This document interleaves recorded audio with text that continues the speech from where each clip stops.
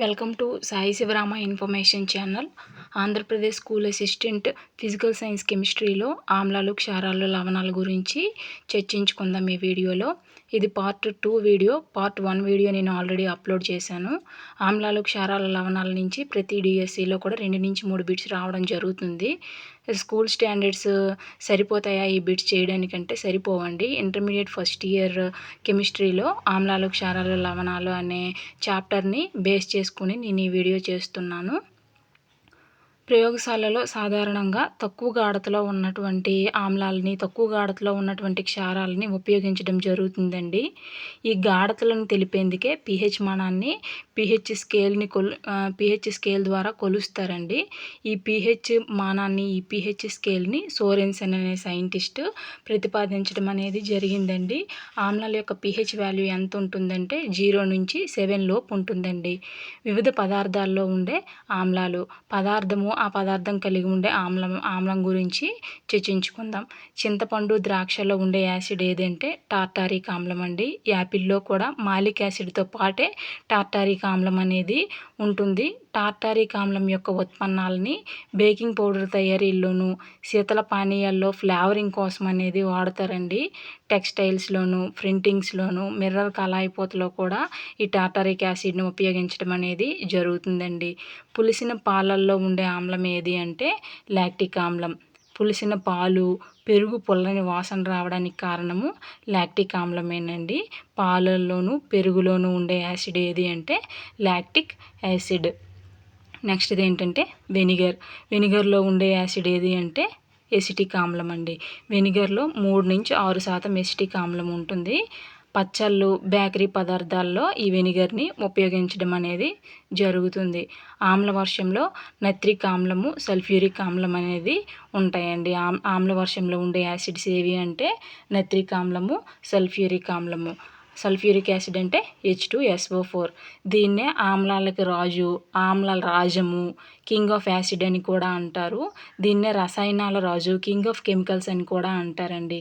అయితే ఈ H2SO4ని ఏ విధంగా ఉపయోగిస్తారంటే బ్యాటరీల్లోనూ, ఎరువుల తయారీలోనూ, పేలుడు పదార్థాల తయారీలో కూడా ఉపయోగించడం అనేది జరుగుతుందండి.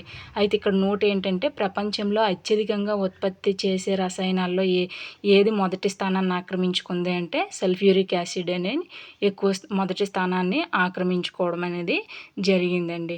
సోడాలో ఉండే యాసిడ్ ఏది అంటే కార్బోనిక్ ఆమ్లం. కార్బోనిక్ ఆమ్లం ఏ విధంగా ఏర్పడుతుంది అంటే కార్బన్ డైఆక్సైడ్ అనేది నీటితో చర్య జరిపి కార్బోనిక్ ఆమ్లం అనేది ఏర్పడుతుందండి. ఉసిరికాయలో ఉండే యాసిడ్ ఆస్కార్బిక్ ఆమ్లం. ఉసిరికాయలో ఉండే యాసిడ్ ఏది అంటే ఆస్కార్బిక్ ఆమ్లం. ఉసిరితో పాటు టమాటాల్లో కూడా ఆస్కార్బిక్ ఆమ్లమే ఉంటుందండి. కూరగాయలు, అరటి పండ్లల్లో కూడా ఆస్కార్బిక్ ఆమ్లమే ఉంటుంది. మూత్రంలో ఉండే యాసిడ్ ఏది అంటే యూరిక్ ఆమ్లం. తేనెటీగ, చీమ కుట్టినప్పుడు విడుదలయ్యే ఆమ్లం ఏది అంటే ఫార్మిక్ ఆమ్లం. తేనెటీగ, చీమ కుట్టినప్పుడు మన శరీరంలోనికి అవి విడుదల చేసే ఆమ్లం ఏది అంటే ఫార్మిక్ ఆమ్లం అండి. అందుకే చీమ కుట్టినప్పుడు మన శరీరంలోనికి ఈ ఫార్మిక్ ఆమ్లం ప్రవేశించడం వల్లే చిమచిమలాడుతూ మండుతూ ఉంటుందండి. దానికి కారణం ఏంటి అంటే మన శరీరంలోనికి చీమ కుట్టడం వల్ల, చీమ విడుదల చేసే ఫార్మిక్ ఆమ్లం ప్రవేశించడం వల్లనే మనకి మండటం అనేది జరుగుతుందండి. టమాటోలోను, అరటి పళ్ళల్లో ఉండే యాసిడ్ ఏది అంటే ఆస్కార్బిక్ ఆమ్లం. టీలో ఉండే యాసిడ్ ఏది అంటే టేనిక్ ఆమ్లం. బ్యాటరీల్లో ఉండే యాసిడ్ ఏది అంటే సల్ఫ్యూరిక్ ఆమ్లం. నిమ్మఉప్పులో ఉండే యాసిడ్ ఏది అంటే సిట్రిక్ ఆమ్లం అండి. సిట్రిక్ ఆమ్లం అనేది నిమ్మజాతి అంటే నిమ్మ, నారింజ వంటి పండ్లల్లో ఉంటుందండి. లవణ రూపంలో నిమ్మ ఉప్పుగా దీన్ని, ఈ సిట్రిక్ ఆమ్లాన్ని వాడటం జరుగుతుందండి. సాఫ్ట్ డ్రింక్స్, మనం తాగే సాఫ్ట్ డ్రింక్స్ ఉంటాయి కదండి, ఇప్పుడు స్ప్రైట్, మ్యాంగో జ్యూస్లు ఇలాంటివి, అవి ఎక్కువ కాలం నిల్వ ఉండడానికి ఈ సిట్రిక్ ఆమ్లాన్ని వాడటం అనేది జరుగుతుందండి. ఆమ్లాల యొక్క ధర్మాన్ని కలిగి ఉండే వాటికి ఎగ్జాంపుల్స్ ఏంటి అంటే గ్యాస్ట్రిక్ రసం.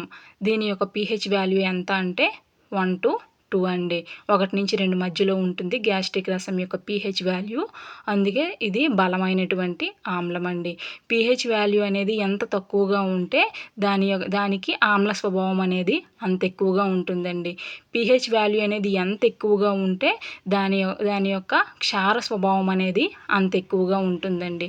లాలాజలం యొక్క పీహెచ్ వాల్యూ ఎంత అంటే 6.4 నుంచి 6.9 మధ్యలో ఉంటుందండి. అయితే లాలాజలం యొక్క పీహెచ్ వాల్యూ 6.4 టు 6.9 మధ్యలో ఉండడం వల్ల ఇది 7కి దగ్గరగా ఉండడం వల్ల ఇది బలహీనమైనటువంటి ఆమ్ల స్వభావాన్ని కలిగి ఉంటుందండి. మూత్రం యొక్క పీహెచ్ వాల్యూ ఎంత అంటే 4.8 నుంచి 7.5 మధ్యలో ఉంటుంది. మూత్రం అనేది ఆమ్ల స్వభావాన్ని కలిగి ఉంటుంది, క్షార స్వభావాన్ని కూడా కలిగి ఉంటుంది. సారవంతమైనటువంటి నేల పీహెచ్ వాల్యూ ఎంత ఉంటుందంటే 6 నుంచి 6.8 మధ్యలో ఉంటుందండి. దీనికి ఇది కూడా 7కి దగ్గరగా ఉంటుంది కాబట్టి కొద్దిగా ఆమ్లత్వాన్ని కలిగి ఉంటుంది. అందువలన ఇది బలహీనమైనటువంటి ఆమ్ల స్వభావాన్ని సారవంతమైన నేల కలిగి ఉంటుంది. స్వచ్ఛమైన నీరు దీని యొక్క పీహెచ్ వాల్యూ ఎంత ఉంటుందంటే 7 అండి. 7 ఉంటుంది కాబట్టి ఇది స్వచ్ఛమైన నీరు తటస్థ స్వభావాన్ని కలిగి ఉంటుంది. ఈ స్వచ్ఛమైన నీటిని ల్యాబొరేటరీస్లో కూడా వాడటం అనేది జరుగుతుంది. వర్షపు నీటి యొక్క పీహెచ్ వాల్యూ ఎంత అంటే 5.6 టు 6.5. వర్షపు నీటి యొక్క పీహెచ్ వాల్యూ 5.6 నుంచి 6.5 మధ్యలో ఉంది. ఇది కూడా 7కి దగ్గరగా ఉంది కాబట్టి ఇది కూడా బలహీన ఆమ్ల స్వభావాన్ని కలిగి ఉంటుంది. సోడా నీటి యొక్క పీహెచ్ వాల్యూ ఎంత అంటే 5.5. ఇది కూడా బలహీనమైనటువంటి ఆమ్లమే. నిమ్మరసం పీహెచ్ వాల్యూ ఎంత అంటే 2.2 నుంచి 2.4. పీహెచ్ వాల్యూ ఇక్కడ తక్కువగా ఉంది కాబట్టి నిమ్మరసము బలమైన ఆమ్ల స్వభావాన్ని కలిగి ఉంటుంది. వెనిగర్ పీహెచ్ వాల్యూ ఎంత అంటే 2.4 నుంచి 3.4 మధ్యలో ఉంటుందండి. వెనిగర్ పీహెచ్ వాల్యూ కూడా ఇక్కడ తక్కువగానే ఉంది. అందువలన వెనిగర్ కూడా బలమైన ఆమ్ల స్వభావాన్నే కలిగి ఉంటుంది. ద్రాక్ష రసం యొక్క పీహెచ్ వాల్యూ ఎంత అంటే 3.2. ద్రాక్ష రసం పీహెచ్ వాల్యూ కూడా తక్కువగానే ఉంది. అందువలన ఇది కూడా బలమైన ఆమ్ల స్వభావాన్నే కలిగి ఉంటుంది. బత్తాయి రసం పీహెచ్ వాల్యూ 3.5 ఉంటుంది. బత్తాయి రసం పీహెచ్ వాల్యూ కూడా తక్కువగానే ఉంది కాబట్టి బత్తాయి రసం కూడా బలమైన ఆమ్ల స్వభావాన్ని కలిగి ఉంటుందండి. Thank you for watching this video. మీకు ఈ వీడియో నచ్చినట్లయితే నా ఛానల్ అయిన సాయి శివరామ ఇన్ఫర్మేషన్ ఛానల్ని సబ్స్క్రైబ్ చేసుకోండి. మీ ఫ్రెండ్స్కి షేర్ చేయండి.